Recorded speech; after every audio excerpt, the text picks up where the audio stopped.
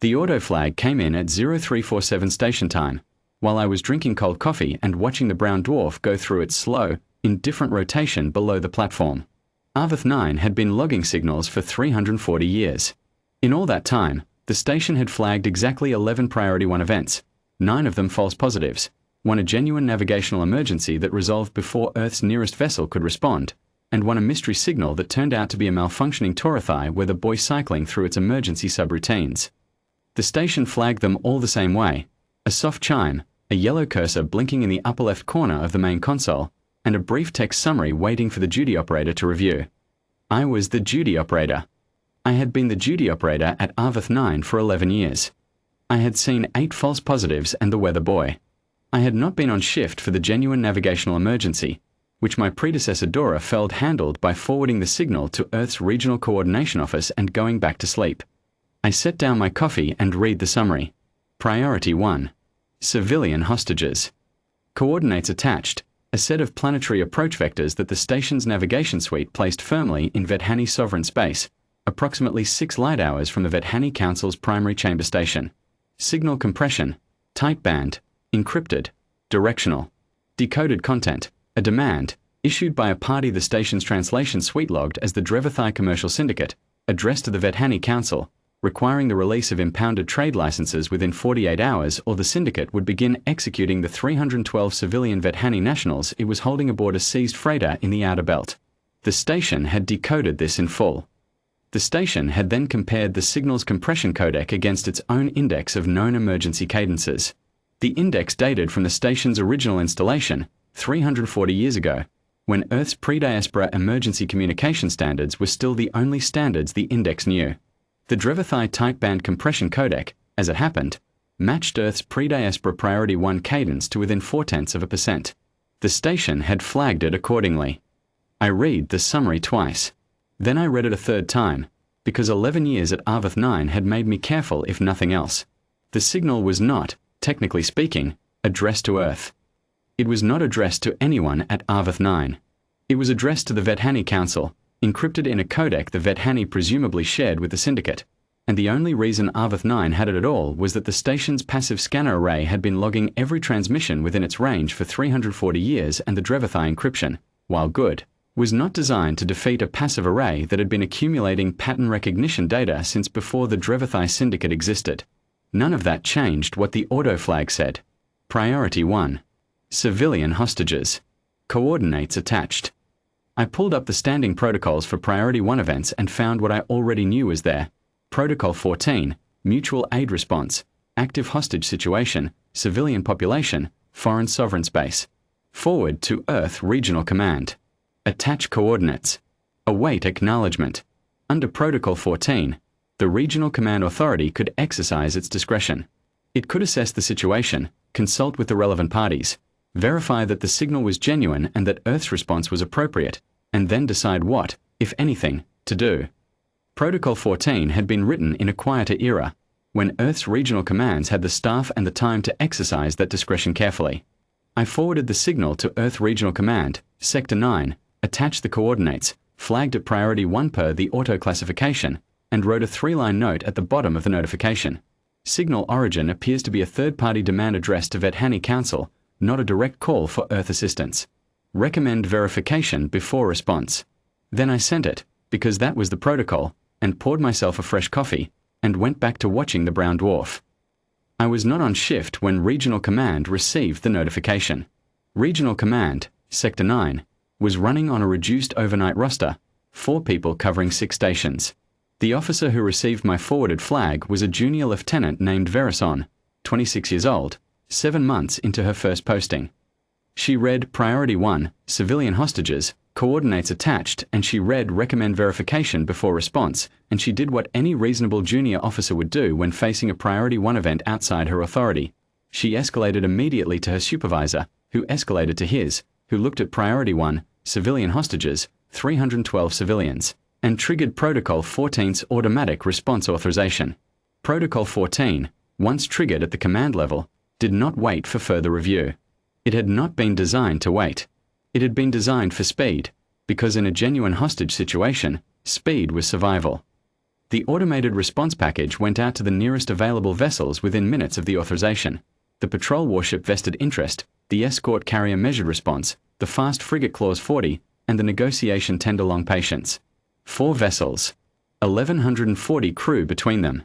The automated package included the coordinates I had forwarded, a mission brief summarizing the Priority 1 flag, and a standard mutual aid notification to be transmitted to the relevant sovereign authority upon arrival. I learned all of this later. At the time, I was drinking my fresh coffee and watching the brown dwarf and thinking about nothing in particular. The 4 Earth vessels crossed into Vethani sovereign space at approximately 1100 station time, 6 hours and change after I had forwarded the signal.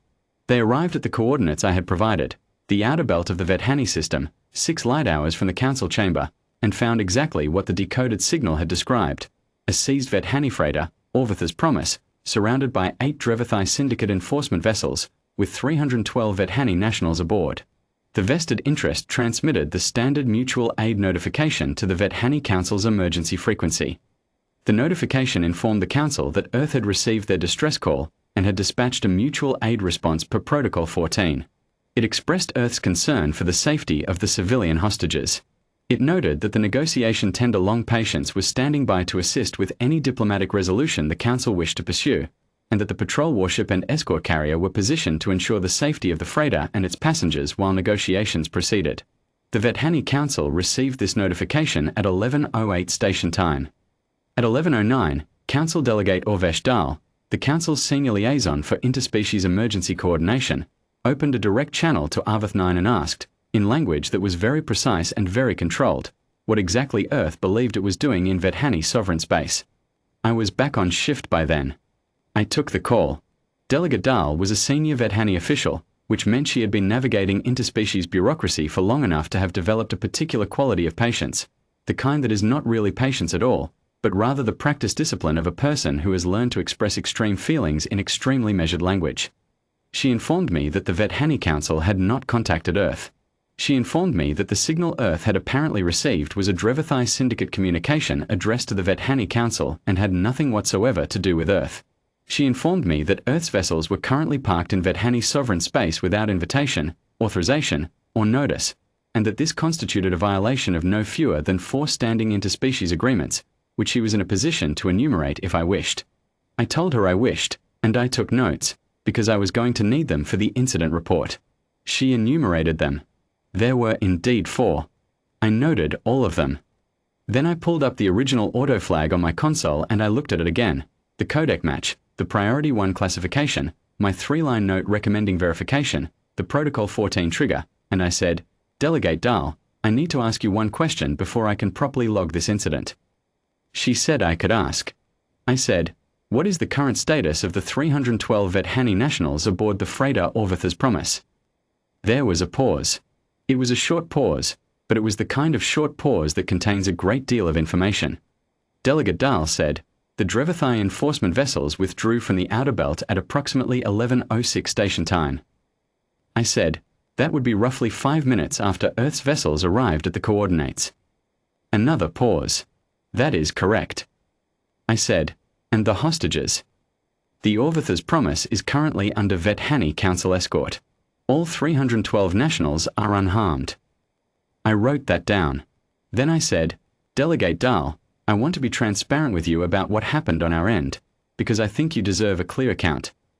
And I told her, all of it, from the auto flag to the codec match to my 3-line note to Protocol 14. I did not make excuses. I told her what the station had done and what I had done and what the chain of events had produced, and I let her draw her own conclusions. She was quiet for a moment when I finished. Then she said, your note recommending verification.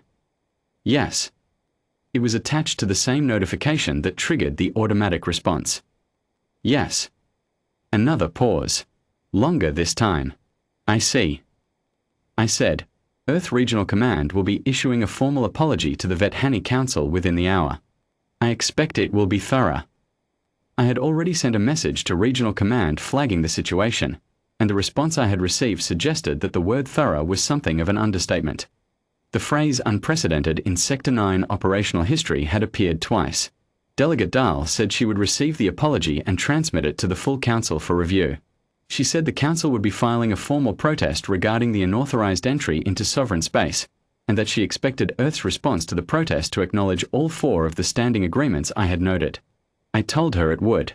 She said the Council was also requesting a review of Earth's relay classification protocols, specifically as they pertain to the pre-diaspora Priority 1 Cadence Index and its apparent failure to account for codec evolution over the past 340 years. I told her that review was already underway. It was not, at that point, but I was confident it would be by the time anyone checked. Before she closed the channel, Delegate Dahl said one more thing. She said it in the same measured, precise language she had used throughout. Not warm, not cold, just careful. She said, "Operator Cresswell. The Orvitha's promise carries 312 of my people." The Vethani syndicate had made its calculations carefully. It had selected a moment when the Council's response fleet was deployed elsewhere. It had given us 48 hours because it believed we had no option but to negotiate. She paused. It had not, apparently, calculated for the possibility that its demand would be misrouted to a species that sends warships to things it misreads as distress calls. I said, "We tend to take Priority 1 flags seriously." She said, "So I have observed." And she closed the channel.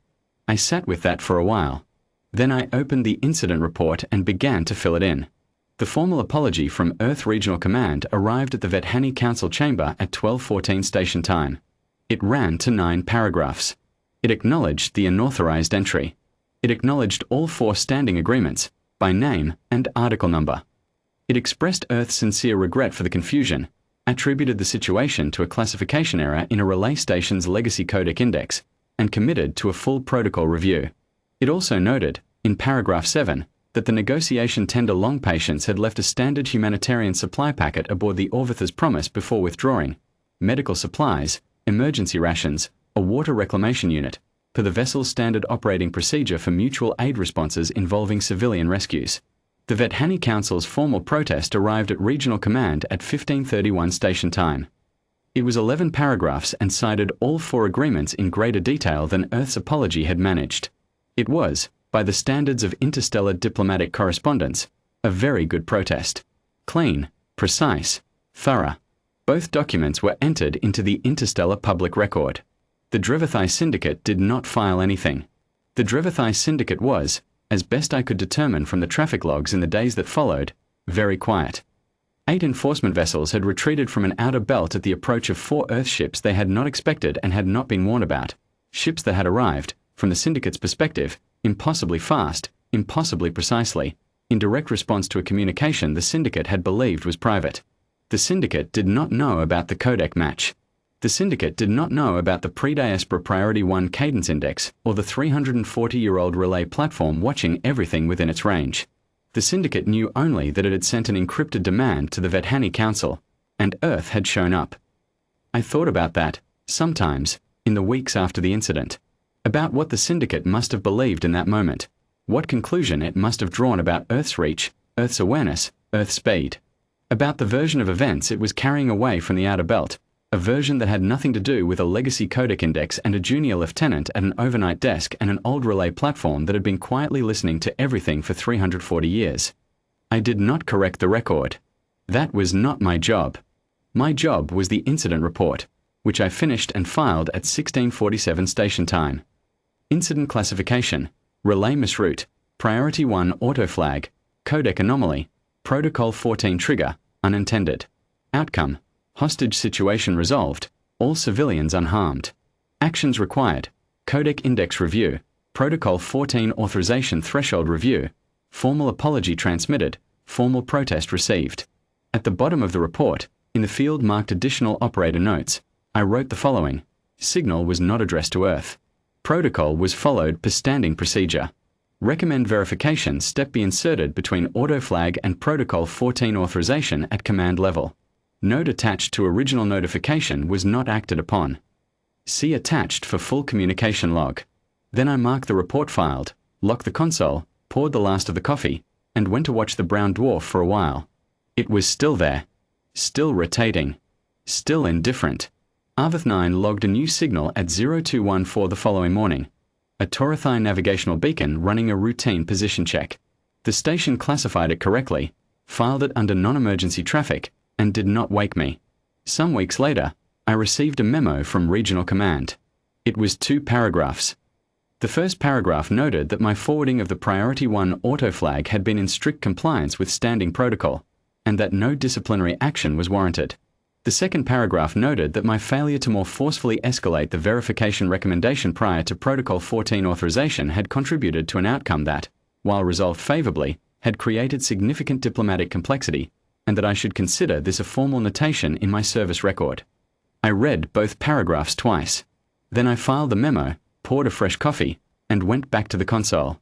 The codec index update arrived from Regional Command 3 days after that. The new index was 812 pages long and accounted for known compression standards across 61 interstellar factions, updated to current. It replaced the original index, which had been 44 pages long and had not been updated since the station's installation. I loaded it into the system. The system confirmed the update.